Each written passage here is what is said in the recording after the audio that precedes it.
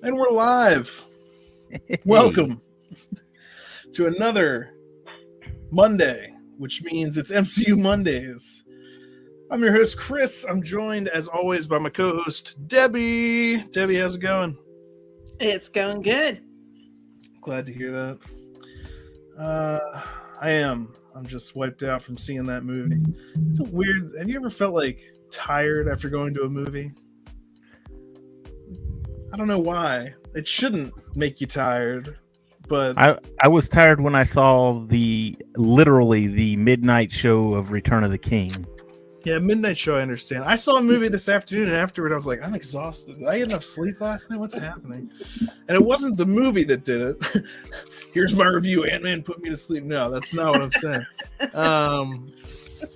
Yeah, anyway, it's MCU Mondays. We're going to be talking about Ant-Man. We're joined, as we usually are, by David down in the corner, the host of... Well, I guess Debbie's the co-host for that, too. Sure. No idea. I just show up every week. The Thursday He's there every week. Why not? The Cantina Happy Hour Thursday nights where they talk about Star Wars stuff. So glad to have David here with us. And we have a special guest today from the Geek Gauntlet podcast. That's Shah. Welcome to the show, Shah. Thank you. How y'all doing today? Fantastic. They're tired from seeing that movie. I don't know what it is. So maybe it's not the movie. Maybe it's something. Maybe I caught mono. That makes you tired, right? It's just you're getting old. As you get older. You're just gonna get more tired until you die. Mm-hmm. What's up, crew? Geek on the podcast in the chat. There's William. Mm-hmm. Well, what's up is that we are talking about Ant-Man. That's the main focus of the night. So if you've seen it, we want to hear your thoughts as well. Tell us what you think of Ant-Man Quantumania. Tell us in the comments. We'll look at that. We'll talk about it. We'll hear from everyone here. I'm excited to talk about it. I don't want to spoil anything else. So for now, let's... there will be spoilers, okay? So this is going to be a spoiler discussion. So if you don't want spoilers, then you're going to have to wait. Because we're talking about everything, and there's already some memes out, and it's absolutely hilarious. But yeah, Ant-Man, we're talking about it. Let's do the theme song, and then we can get into this. Theme song guy. Oh yeah! So who the hell are you? I'm Ant-Man. Ant-Man. What, you haven't heard of me? No, you wouldn't have heard of me.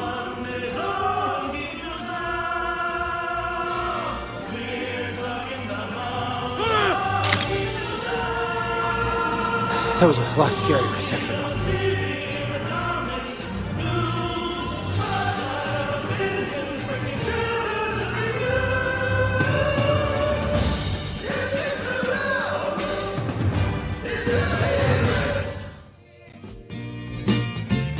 We had a dream, we'd go traveling together. We'd spread a little love and then we'd keep moving on.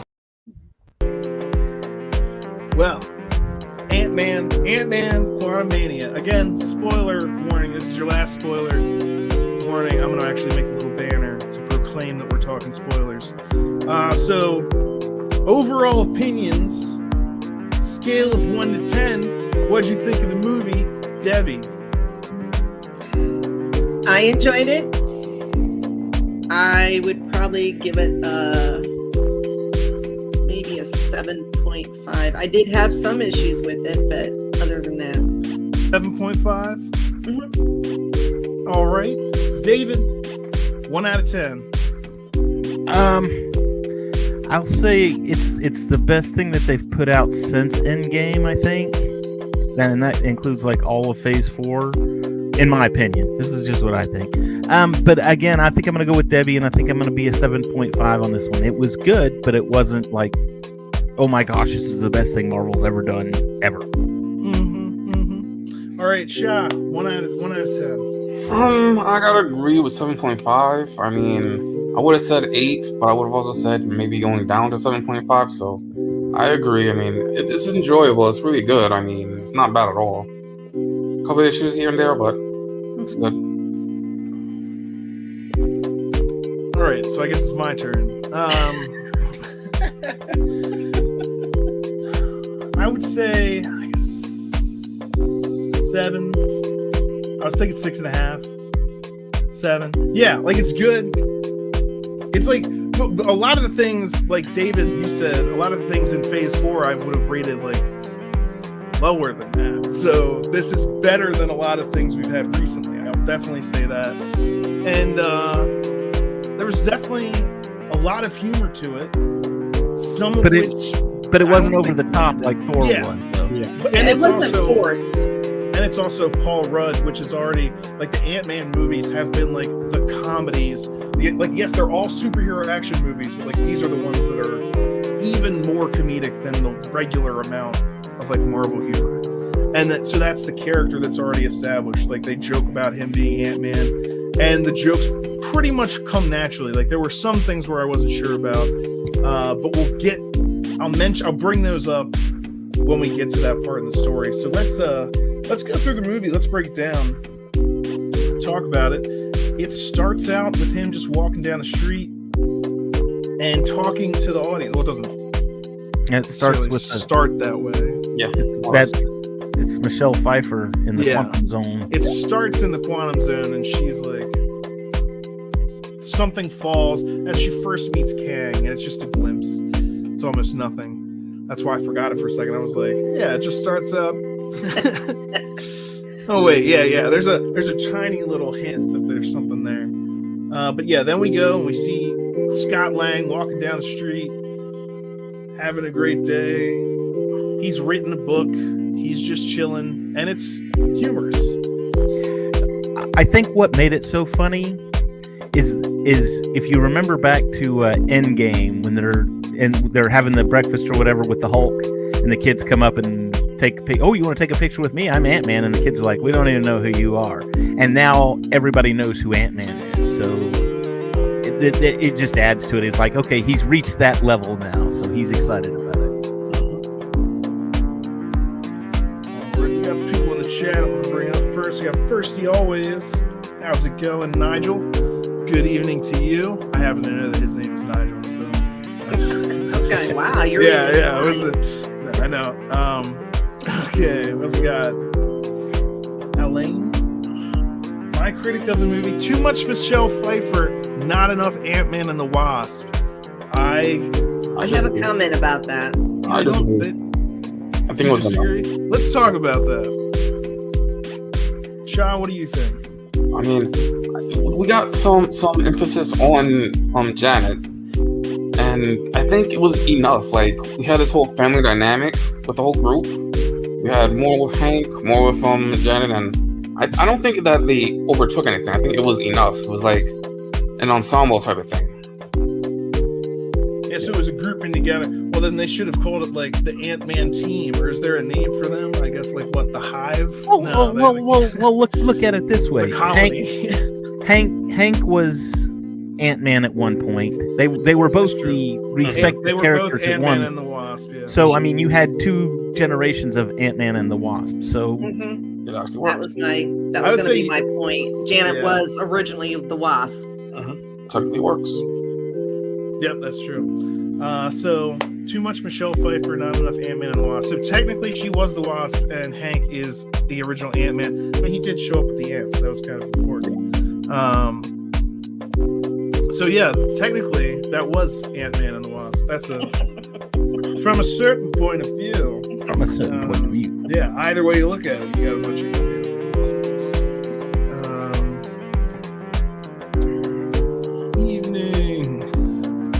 Greetings from Michigan. Greetings to Michigan. Derpy Entertainment. Damn you, Hollywood. Oh, man.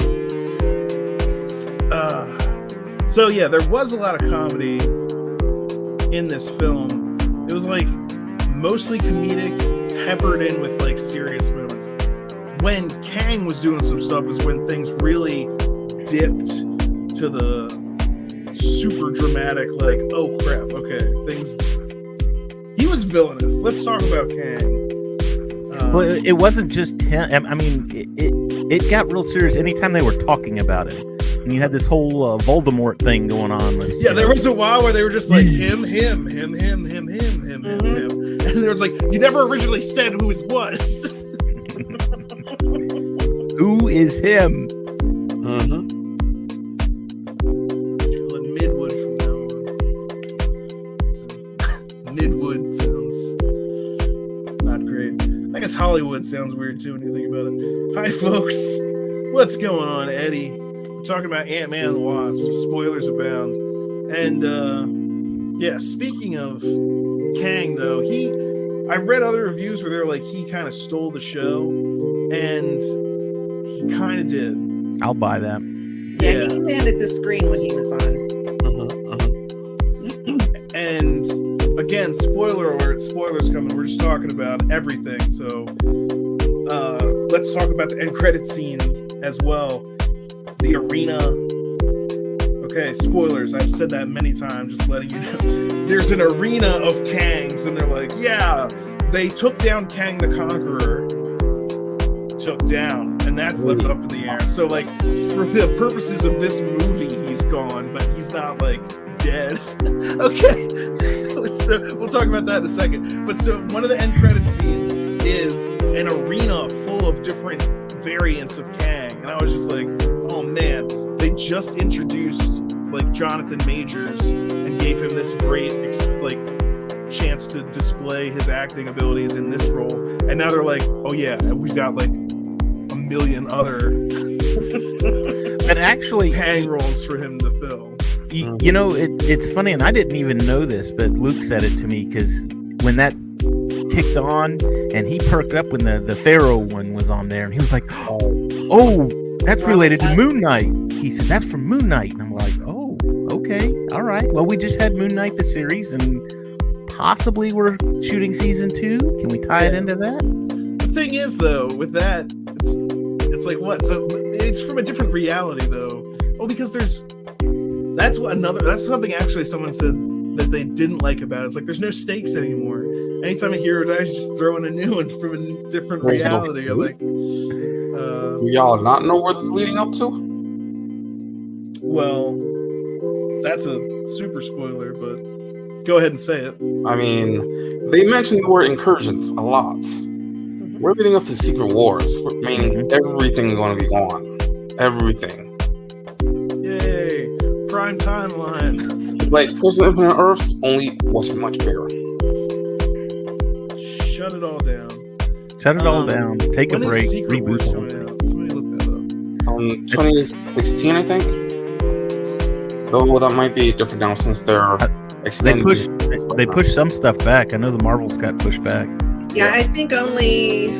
Well, let's see. We got Loki season 2, Secret May Wars, 1st, 2026, and then Marvels in November. So we'll only get 3 shows this year. Yeah. Well, they pushed everything else back. I think they should slow down a bit. Well, and somebody, I saw a meme or somebody had commented about this to where it's like, oh, it looks like Marvel's finally kicking back to going to quality over quantity. Whereas with Phase 4, it seemed like, I mean, there was a new show every other week. You know, oh, we got this show, and then once it's done, we got a week off, and then we got this show, and then there's a movie coming out, and then there's another one, and a special, and a holiday special, and all this other stuff. So I look at it like that, to where, okay, we're gonna make some quality movies now versus just as much as we can cram in there. And I mean, that's kind of how they built the MCU in the first place. Although, yeah, they did start coming out with more stuff there at the end. But with like combining the movies and the TV shows, it's a lot. Although the second after the credits scene was about Loki, so Loki season 2. Look forward to it. They're on the hunt for Kang. Although I don't know how that's gonna work, because that I thought Owen Wilson was brilliant in that. Just in the 2 lines that he had. Wow, that's him. He doesn't look scary. Oh, wow. The way you talked about him. I'm just glad he's still alive after that season 1, you know, where you thought he died, and then it's like, he's alive, thank goodness. Although at the end, speaking of Loki, at the end of season 1, we see him looking up at a statue of Kang. 3. So, huh? 3 statues. Okay, whatever. Statues of Kang. My point is, I assume they're the same one, but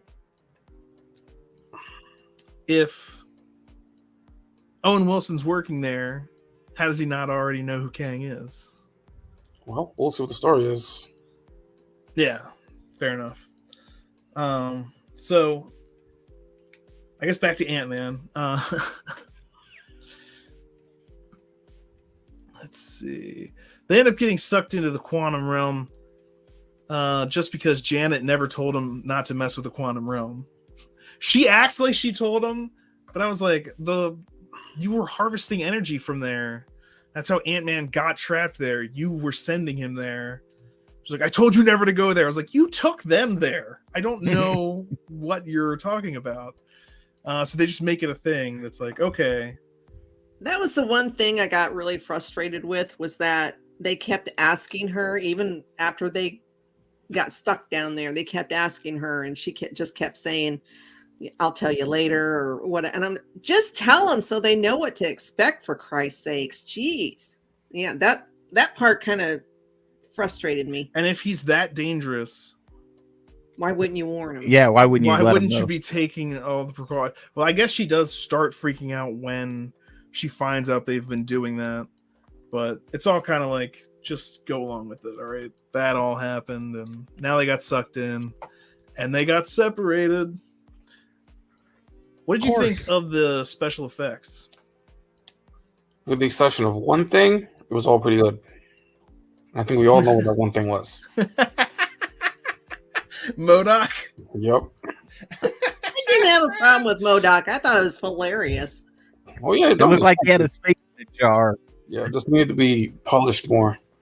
Like a good couple months of more CG.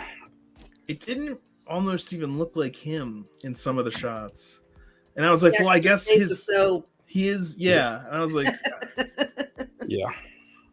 if they just made, because I think he did great in the first Ant-Man, and like when he would like lose his crap because he started losing, he had a very short fuse in that movie, and he just started screaming. I think that would have made that MODOK a little bit better, because like I didn't hear much out of my theater, but I definitely heard people laughing at MODOK, and not because he said something funny. It was just because like, look at that thing. Look at that silly thing. Yes. We got to see his little butt, his little legs, little butt. Yeah, that was another part where I was like, oh, good thing. Couldn't have kept that in silhouette. Fine, whatever. If you're gonna, well, you have to do it to Thor, now you have to do it to MODOK. Just every character is just gonna be.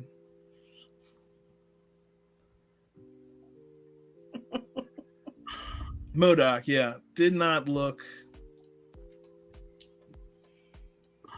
great. I mean, with the shield down, I was like, that looks cool. Yeah.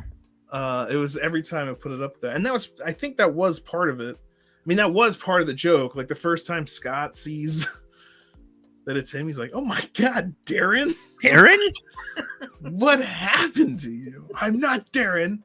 I'm MODOK." It's like, actually, that'd be MODOK.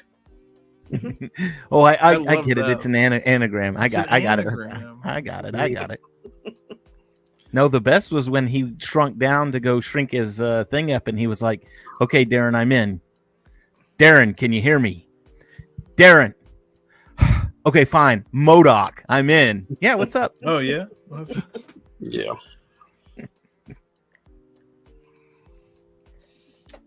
Let's see. So, okay. Like I said, this is mostly like a comedy peppered in with action and like superhero stuff. So Bill Murray's in it. I was gonna say, what did you think of the other creatures and people that we met I have holes in the quantum realm? I liked him.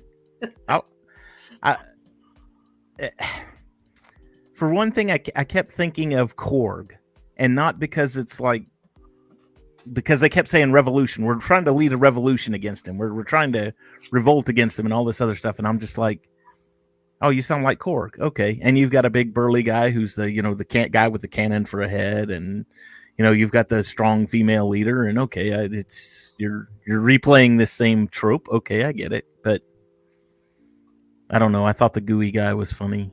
And when they when they were chanting at him and he drinks it and it turns into goo. Drink the goo. I was like, I knew it. Yeah, that was definitely fun. You drink the guy. Hey, you just drank my goo. Do you have any goo? How many holes do you have? Stop asking people about their holes. And he stopped and think about it. I've got 7. I've got 7. He's like, yeah, that's accurate. Yeah. Oh, and the telepath guy, I loved him. I thought it was great. Yeah. He was in the show A Good Place, I believe. Yeah. Yeah, he was GD. Yep. Yeah, he plays a telepath in this, and he's very funny. Stop thinking that. Stop thinking that. I'm telling you to stop thinking that. I'm trying to stop. I'm really trying. But your glowing forehead is so cool. But it wasn't. You don't actually think that. I know. I'm sorry. I don't know why I said I did. He was funny, but it was because he was so straight-faced and so serious about it. Yeah, because he's like, I hate being a telepath. I hate it because everybody is gross. Okay. When he said that, I was cracking up. I was like, yeah, if you can't help but overhear what people are thinking at any given time, it's just like, oh my God, because you can't tell him to shut up, right? But that's exactly what he tries to do. So stop thinking that. Oh my gosh. Because people, are going to think whatever they think. People are gross. The unwilling telepath. That's such a good bit. Yeah, so that guy was funny. I loved when they shot up the one guy at the end. The guy who was asking about holes. The guy who was like, you drank my jelly or whatever.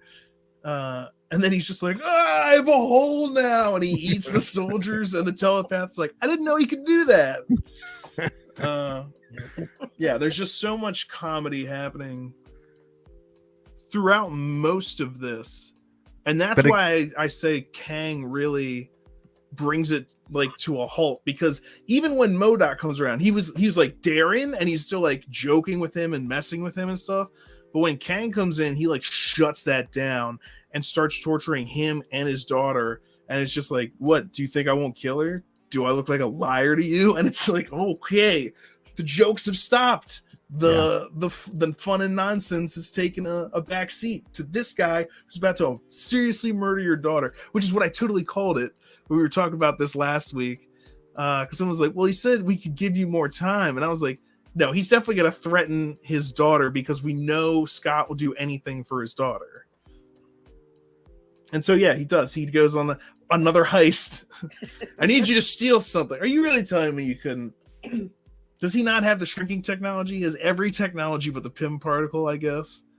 That's his thing. He's like, I have technology beyond anything you've ever heard about. Even Do you have this? No. Even Janet said he's got technology that's centuries above what Earth has. Centuries beyond Earth.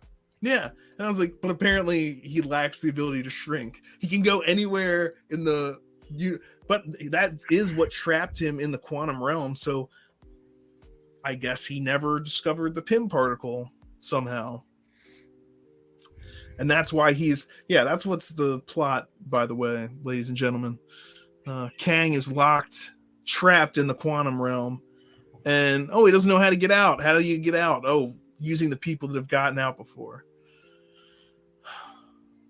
And that's also why at the very end, when it looks like Ant-Man and the Wasp might be trapped there, it's like, well, they're not going to be, because they still have that van where you can hop into the quantum realm from the back seat of it. So, yeah. Well, and they all stepped through it through the little portal, and then you saw the machine go and it fried and everything, and I was just like, oh, all I got to do is fix the machine. And she built the machine, so she probably knows how to fix it, so they're going to be there for 10 minutes. Yeah, and it's like, why does that satellite have the ability to open a gate to the quantum realm? Because you don't understand the science, okay?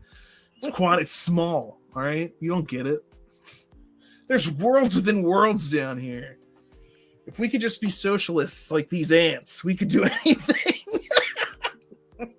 Dude, when Hank Pym was talking like that, I was like, oh my God. They're ants, dude. You have mind control over the ants.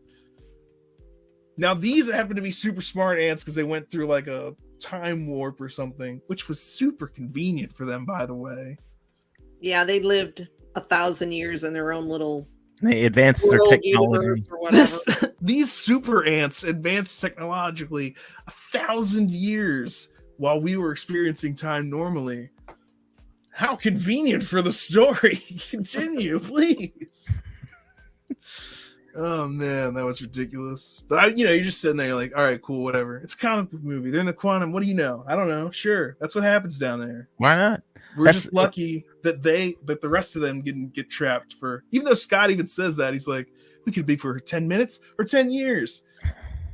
And then his daughter was being, oof.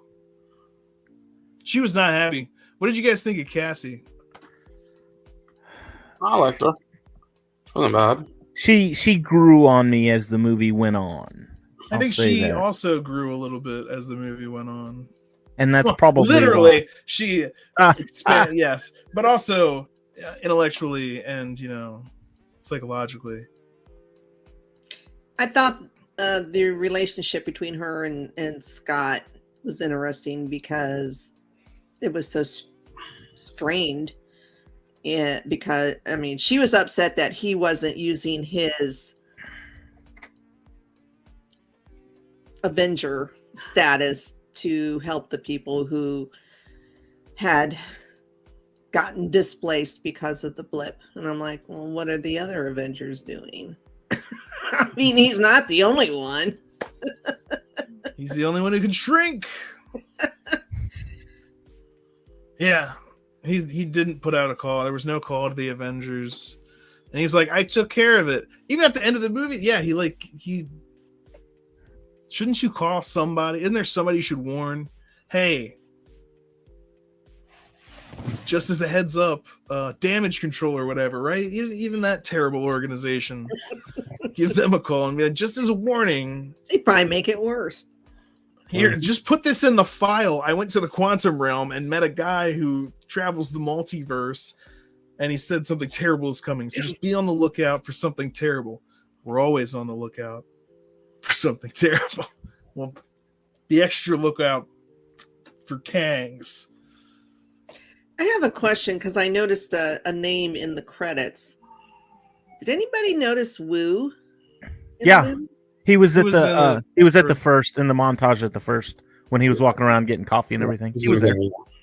He was getting lunch or whatever with Wu. He's like, two people paid for their lunch. It was in the montage. I don't know how I missed that, but I seen his name in the credits, and I was like, I don't remember him being in this. Yeah, he had a goatee, so he wasn't clean shaven like he's been in past iterations. Okay. Yeah, and it was just in that little montage. It was like, oh, Debbie's got to go back and watch it again now, so blink she can and you miss it. I'll wait till it comes out on Disney Plus.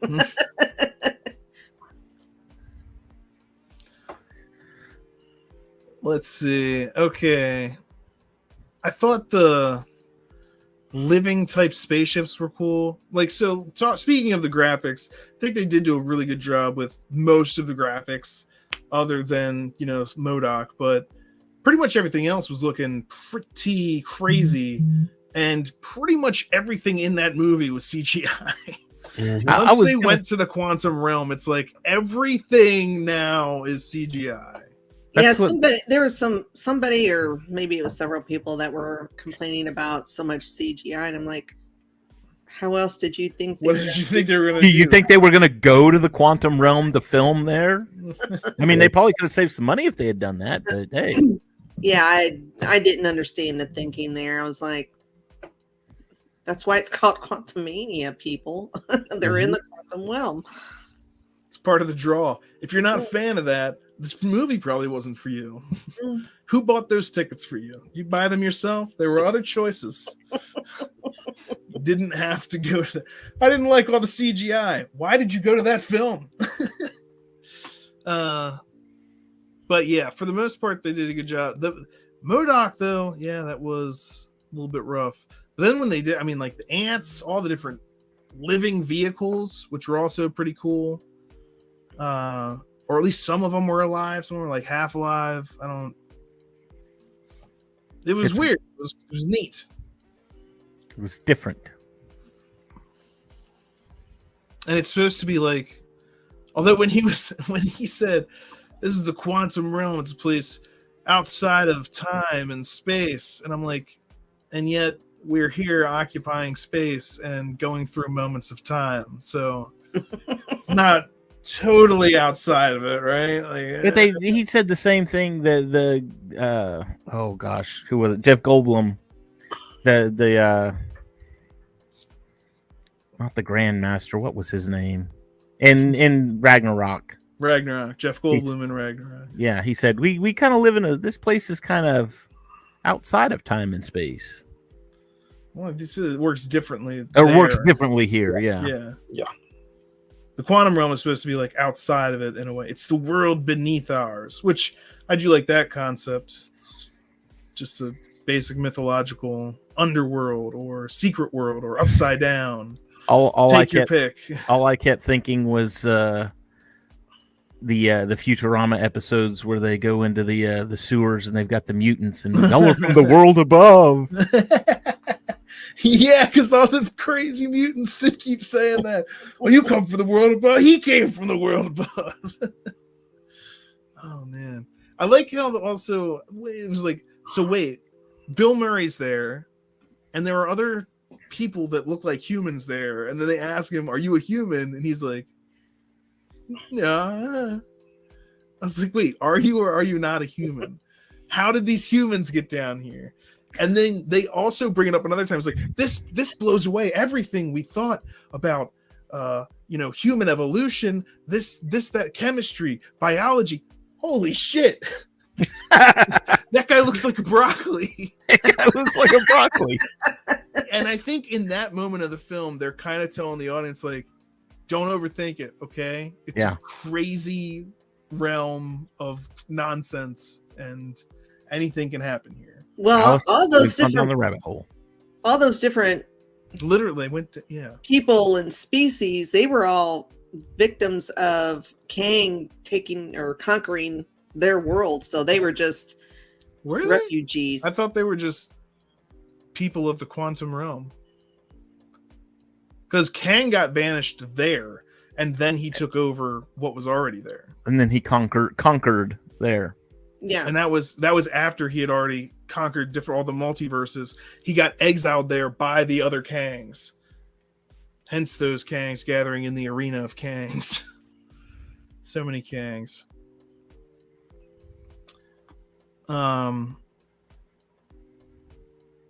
Yeah, it's just so funny to me that he the one thing I needed to get out of the quantum realm was Ant-Man. Couldn't have done it without Ant-Man, and technically still hasn't. But yeah, what did you think of when he goes into the? Speaking of cool special effects, when he goes into the multiversal engine core, Shah, what did you think of that? I liked it. I mean, it had one of my favorite moments where he's being kind of buried by all of themselves, but then he hears coffee, and because of that, they all start working together in unison. It's a really heartfelt moment, in my opinion. I like that. Yeah. So the moment Shah's talking about right there is Ant-Man's trying to get into this engine core, and doing that causes infinite probable selves to explode out of it. So there's millions or like hundreds of Ant-Men all scrambling around trying to, each in their own way, to achieve this goal. And then they finally start working together after they hear the sound of his daughter's voice. And that allows them to like work together and kind of achieve their goal. And the special effects that are happening during that part are just like crazy. There are ant-men everywhere. There's one of them. The Duncan, not Baskin Robbins. Dude, when he first showed up, because they're all wearing the Ant-Man uniform, the Baskin Robbins Ant-Man shows up, and you hear in the background one of the other Ant-Men goes, "Did you bring ice cream?" Oh man, that was great. Yeah. And so even in that really serious kind of moment, they managed to infuse some humor into that in a pretty original and pretty fun way, I think. Mm-hmm. But yeah, that moment was great, Shaw, when all of him come together, and then the Wasp is also come down, Janet Van Dyne, and then the same kind of deal kind of starts happening to her, and then as soon as they get together, all the other probabilities vanish because it's like their love is stronger than math or something. Well, it honestly, when I saw that, and they said, "Oh, probability loop," the only thing I could think was in Infinity War, when Strange was looking ahead into the future, and he goes, "I just went and saw," and he said, "There's 13,000,001 different possibilities that could end, or 13,000,001 different avenues that we can take. How many did we win? One." Well, this was the same thing. It's like, okay, this Ant-Man is going to do this but fail, but these other 15 million are going to be doing something else to try and fix the issue. I think it's just cool how they can work together to make a mountain of Ant-Man. And because the other thing is, like, the Kang and MODOK are like, they're not real. And they keep saying that it's like they're not real, but then you keep bumping into them. It's like they feel real, like they're physically able to do things. Like, I know that they're just probabilities, but it's actually, this is a multiversal engine core. Probabilities can become things. Like, that was awesome. And then they get it, and then Kang easily defeats them. He swats them like little bugs, actually. They jump up to punch him, and he just is like, whoop, flick, bye. I was like, uh-oh. Oh, crap. That doesn't bode well for you. You just got the item that he was desiring, gave it to him, and then got very easily defeated. The whole thing about Ant-Man is you're not actually supposed to be able to squash him like a bug. And in that moment, they were just like, you're an annoyance. So I was wondering then how they were going to beat Kang. I did not see the ants coming. I don't think Kang did either. In the Ant-Man movie. Well, I mean, I guess maybe I kind of did, because every once in a while you'd see Hank and he's listening in on his little they gave you little clues, and I was like, the ants, because the other thing, and I'm like, I try to be eagle-eyed when I'm watching these things. I was also trying to keep track of the hero's journey throughout. But when they're first falling in, he slides on the ant farm that has fallen in, and they are bigger than him when he's falling. And I'm just like,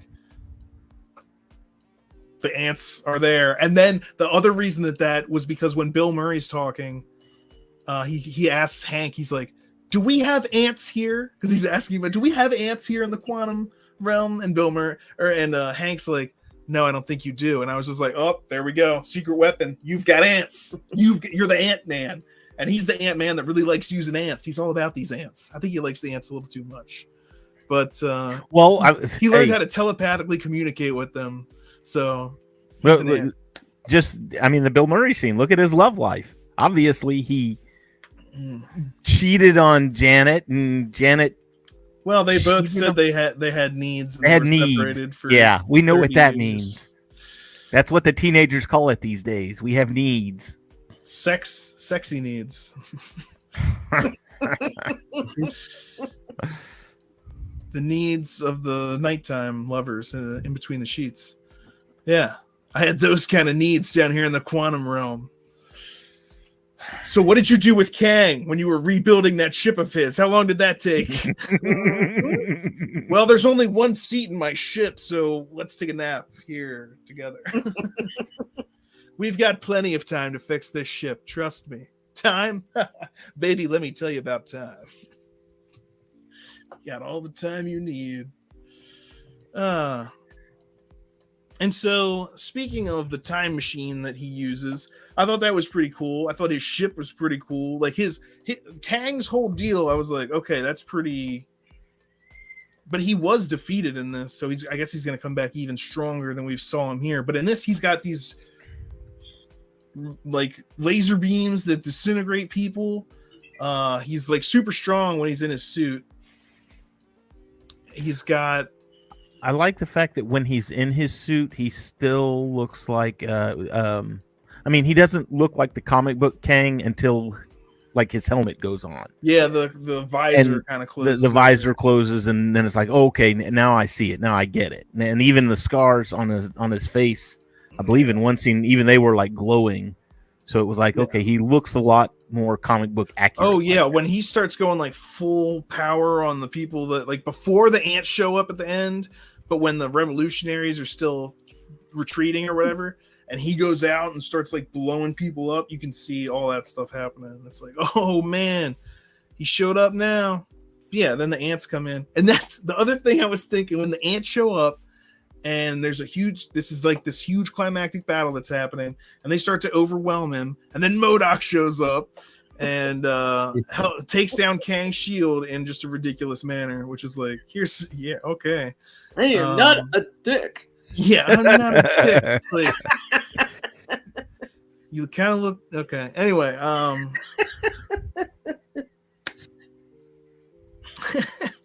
then Kang gets overwhelmed by the ants, and they like take him down and kind of like drag him away. And I'm like, what are we doing? Why don't we stop and murder him right now? Right?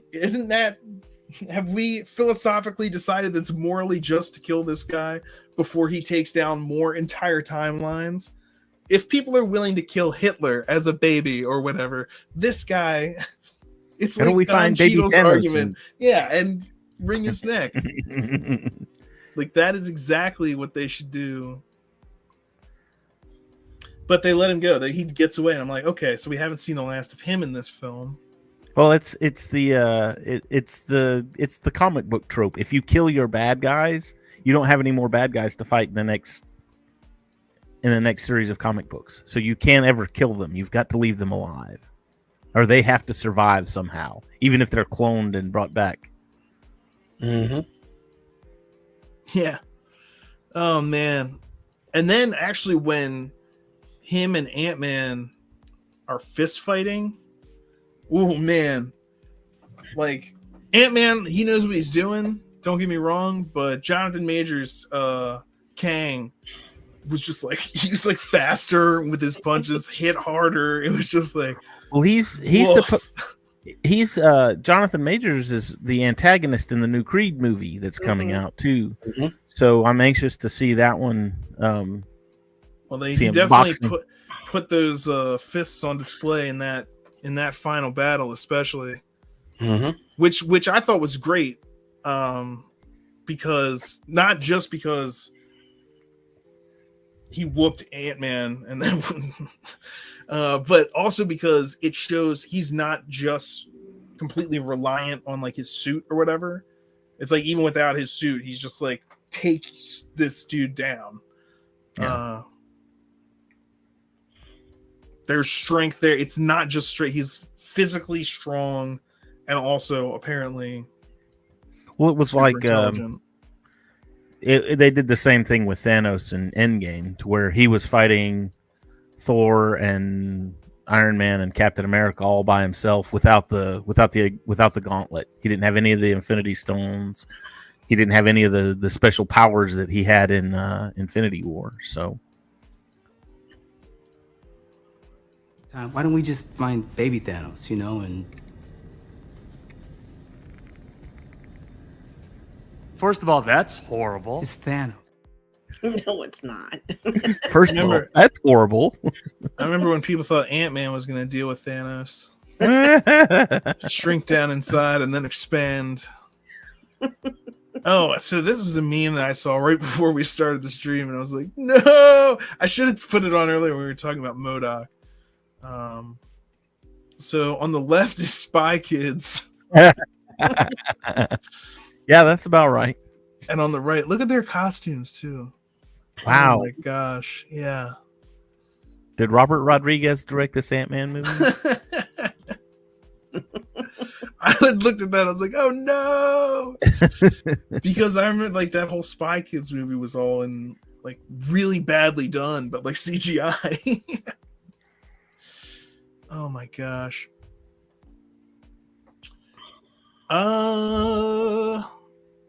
Debbie, do you have anything that you wanted to talk about that I didn't cover yet? Or does anyone have anything that I didn't cover that you want to talk about? As far as Ant-Man is concerned. See, that's a maybe. Well, just as far as the second end credit scene. Okay, yeah. Do you guys know who Victor Timely is? Victor Timely. So is that the guy who was on the stage? That's the Kang variant. Kang variant. It looks like he's like old-timey Kang. Yeah. He's an industrialist, he's a mayor, he's an inventor. He founded excuse me, Timely, Wisconsin. In the comics, he's actually Kang Prime, who he's pretty dangerous. And he's from the future. In the comics, he had a portal to his main base where he could freely be Kang Prime.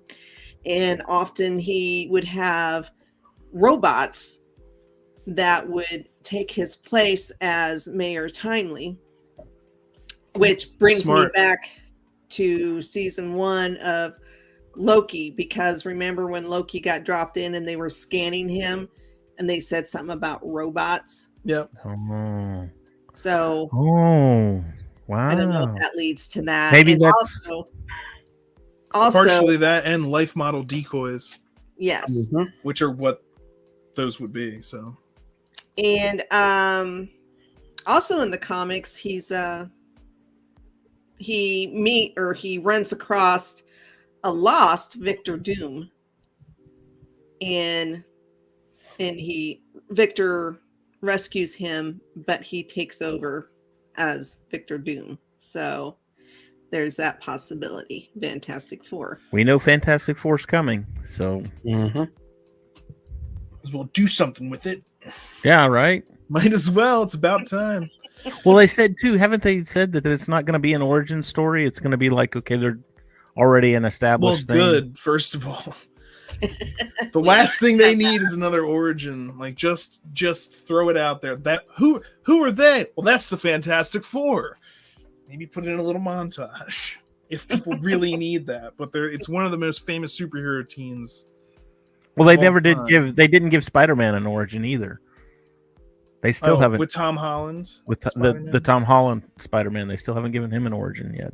So didn't need it. Just throw him into the mix. Yeah, we had it several times. Supposed to be about his origin. What'd you say, Sha? The animated series that's coming out is supposed to be about his origin. The freshman year. Oh yeah, Spider-Man freshman year. Yeah. I thought they canceled that. Nah, just I haven't heard it canceled. I mean, might have been pushed, but there's no particular release date yet. Oh, let me Google. Struggling with current projects. I think it said it fired some crew members. That's a report from November. Cancel. I don't know. Anyway, Debbie, you can look at that. Yep. But something else I wanted to talk about was the rings used in the time machine. Very similar to Shang-Chi and the 10 Rings. I'm guessing there's going to be some sort of connection to that, and or Miss Marvel. Yeah. And her bangle. What do you think on that, Shah? Probably it'll probably come up in the Marvels. Probably like that's probably going to be one of the parts of it. Like I heard that that movie is going to be big for the future. So we'll see what's up. Yep. The Marvels, yeah, that's going to have Carol Danvers, Monica Rambeau, and Kamala. Yeah. Miss Marvel. Yeah. I guess they haven't done anything with Monica Rambeau since WandaVision, right? Yeah, not yet. I don't think so. So that'll be it. Okay. As much as I hated the first Captain Marvel movie, I'm kind of looking forward to this one. Not necessarily for Carol Danvers, but I do like Kamala and Monica. So Agreed. So 2 out of 3 ain't bad, right? And it'll, I don't know anything. I don't know if any details have even been released on what the plot to that film is. So depending on that could definitely. To my understanding, it's supposed to have like the first really big incursion, and they're gonna they're gonna end up like holding it off or something. That makes sense because I mean, her whole thing was fighting the Skrulls. Mm-hmm. In the first one, I'd like to see them introduce the X-Men here and bring Rogue in the Marvels. Steal her powers. Powers, yeah. Yep. Yeah. That would make me happy. Yeah. Well, casting a good Rogue and having a good new X-Men team, that would make me happy. I don't care how they do it. But it's been so long since now I'm gonna go watch X-Men. You know what you just did to me? I've been watching the cartoons, so no. Yeah. I've been watching the cartoons. You can watch them all. I watched some X-Men Evolution recently because I used to watch that when I was a kid. It's when they're all in high school. Yeah, that was a good one. Yeah. When they does went through a X-Men, lot of plot lines in that. when does X-Men 97 due out? Is that this year? Or Yes, is it this year. Yes, It's this year? Yeah. Nice. It's gonna be towards the end of the year. I think I saw in November. I'm not sure.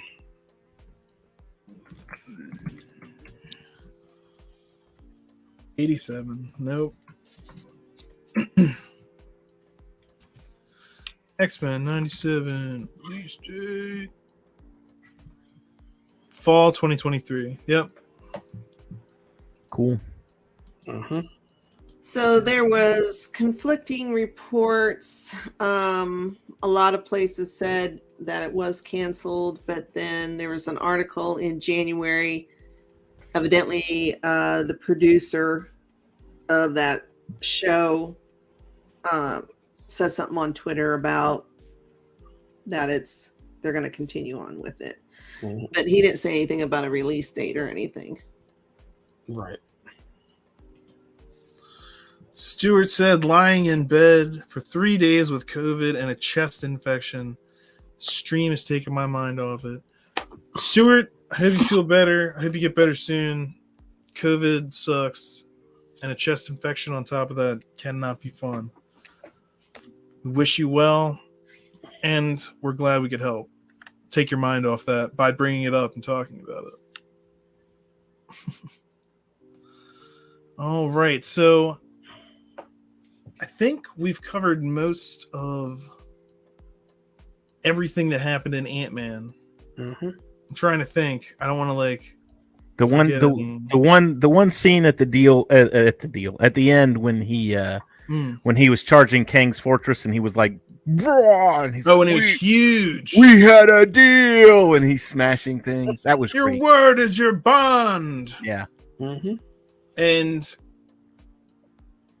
it kind of the way that this movie is like, there were all those ships shooting at him at the same time. And I'm like, he should just be dead. But I was like, nah, because they're giving him a monster movie monster vibe.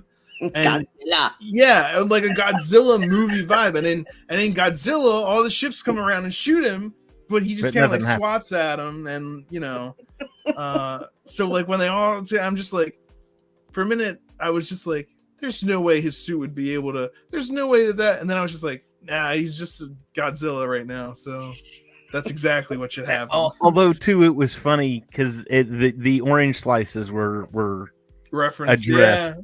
Uh-huh. Where he was talking to Cassie. I know it makes you hungry, right? Yeah. I don't want limes. It's citrus. Right? Something about the citrus. Because in Captain America Civil War, of course, the first time that he ever goes big, when he shrinks back down, he's like, does anyone have any orange slices? Also, his suit has gotten even better. In this iteration, he has a little disc that he just slaps to his chest, and his whole suit comes out of it. Mm-hmm. Yeah, it's somewhat similar to. I mean, of course, Tony's disc is always there, but it was similar. Yeah, it was like that kind of deal. Maybe he made one for all the Avengers that needed that. Although Hope had one just like that too. So it's fancy. I guess they are all scientists as well. Well, Hope had one, and Cassie had one. And... Yeah. Well, Hank Pym was also so dismissive of the Starks, even in the first one. He's like, "This isn't some, this isn't some toy like the Iron Man suit. This is real. This is a big deal." So, do we think Kang is dead?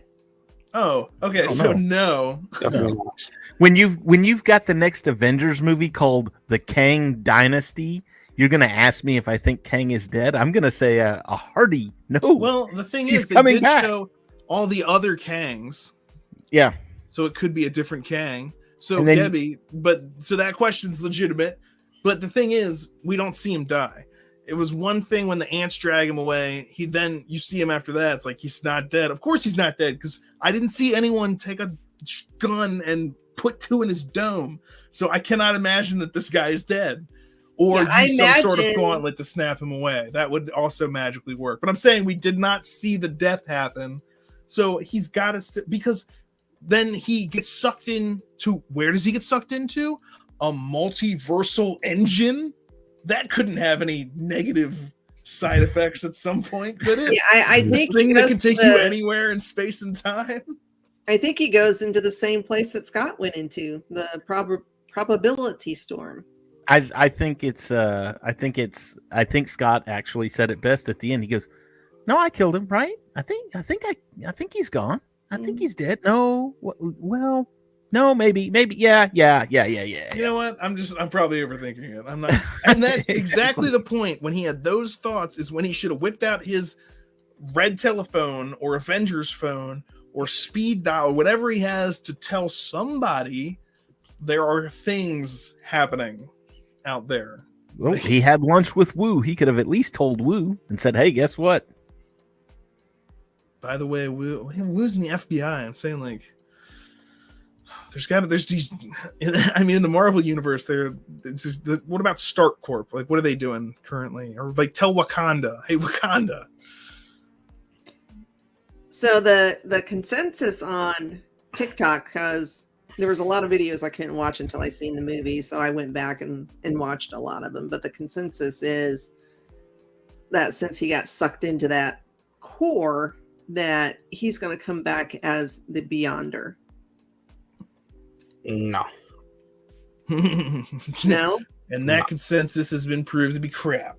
Don't listen. don't listen to TikTok, kids. I'm just telling you what people are saying. So. And I want to hear why Shaw. Why you just no. Well, first off, that has nothing to do with Kang. He's in the Secret War story, but he has nothing to do with the Beyonder.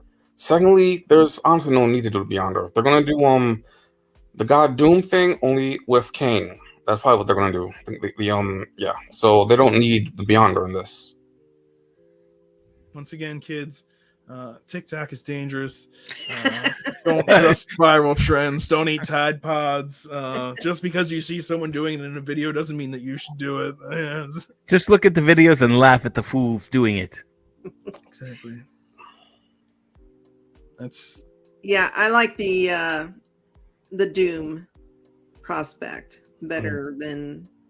I mean, I meant to look up who the Beyonder was or is, but I forgot to. So he's beyond. This is beyond. He's a little bit farther. Well, who's the bad in Guardians? That's coming up. High evolutionary. High evolutionary. Okay, I knew it was something. Yeah, big and important sounding. yeah, like you got Beyond. Warlock, you got the evolutionary, and who knows what else? Experimenting on Rocket Raccoon. And then we've got, and that comes out in May. That's the first part of May. Yep. So we're close. Right around the corner. Yeah, so Ant-Man, it's like a superhero action comedy with a heaping dose of sci-fi thrown in as well. Like it's a sci-fi superhero action comedy. I have seen a bunch of reviews saying it tried to be Star Wars, or it was trying to be Star Wars, and there's nothing wrong with trying to be Star Wars. How exactly? Oh, well, because they got in spaceships and did things, and people say things and don't trust TikTok. Kang had his army like an empire. I don't Yeah, think seriously, faceless stormtrooper. The thing is, people confuse Star Wars things with basic themes. It's like that's just because Star Wars isn't really unique. I mean, they took a lot of things. It's very formulaic. Yep, at least the original and prequel trilogy. There. Yeah. And when you follow that formula, look, you get Star Wars. That's great. Okay, so just keep doing that. Nothing wrong with it. Yeah, don't get confused. It ain't broke. Don't fix it. It's called The Hero's Journey. Anyway. Mm-hmm. And it's fantastic. And if you do it right, you get great movies. I mean, and the thing is, you don't have to do it one hero's journey per movie. That's why the original trilogy works so well, is because Luke's hero's journey, I mean, especially in those last two movies, is completed through that. It's not like one movie, two movie, three. Not that you can't do that too. Indiana Jones did that. Loved that. But there's different, not just because people use the same formula, it doesn't mean you're always going to get the same answer. It depends on what you plug in to the formula. Anyway, not to get sidetracked by that. That's our Ant-Man discussion. I don't think we have anything else. Does anyone have anything else they want to say about the Ant-Man? No, just that I thought it was enjoyable. It was fun. Yeah, I mean, for how much special effects they had to put into it, they must have spent a lot of time on that. Even if MODOK did look off, there were so many other things. Yeah. All the different characters, the broccoli guy and the cylinder-headed guy with the prism, and the way he died was crazy. The way that guy got blew up by Kang, I was like, yes, that's a villain. Scary, you know. Not afraid to kill a character we've all kind of come to enjoy. Although that was why Thanos was so cool when we first really saw him in action, was because he just, I mean, Infinity War is him just destroying, like just straight up everyone he comes, he just beats everybody. Yep. And that makes him that much scarier of a character. They did the same thing with Darth Vader. In the first one, he kills Obi-Wan. In the second one, he fights Luke and just beats him. That's why in the third one, it's like, oh my gosh, you have to beat that guy? You've never beat that guy. Yeah. So the whole Infinity Wars, you know. And so in this one, it's interesting because we see Kang get beat. Although we do see him pretty much take like an army by himself for a while. So, and it was like a quantum realm multiverse ant army too. So there's a lot happening. I think final thoughts on the film. It's an enjoyable film that, compared to everything in Phase 4, it's, I think, a fresh beginning to Phase 5. This will be one that I will see. I will see this one again. And it's got me when looking it hits forward. Disney Plus, I'll watch it again. It's got me looking forward to the next time we see Kang, and they really did hype that up at the end with the arena of Kangs. It's like, did you enjoy watching Jonathan Majors in this film? Well, he'll be back as like all of this. you. So yeah, very fun and very funny too, for the most part. Good stuff. All right, that is it for us here on MCU Mondays. To find out more, always tune into Geek News Now. Check out geeknewsnow.net. We've also got, of course, the Cantina Happy Hour on Thursday night. What are you talking about this week? Bad Batch. This week is our final solo Bad Batch episode, because the week after next is Mando has started. So we're gonna be talking Mando and the Bad Batch, Mandalorian and the Bad Batch. So I think they overlap for about 6 weeks. So six episodes. 6 weeks it will be. Oh, it's gonna be fun. And I want to thank especially Shah for joining us tonight and talking about Ant-Man. Shah from the Geek Gauntlet. Is there anything else you wanted to plug while you're here, Shah? Or No, just Geek Outlet. Please come join every Saturdays, 10 o'clock. Geek Gauntlet Saturdays at 10 o'clock. And as always, we'll have more MCU Mondays here at 9:30 Eastern on Mondays, because that's when we do it. Anyway, thanks for joining us to talk about Ant-Man, and we'll see you soon. Shit! Language. Wait a second. No one else is going to deal with the fact that Cap just said language? Just slipped out. Find the scepter. And for gosh sake, watch your language. That's not going away anytime soon. You bet your ass. Steve, you said a bad language word. Did you tell everyone about The that? handle's imprinted. Out with the platinum bastard. Steve doesn't like that kind of talk. You know what, Romanoff? Fury,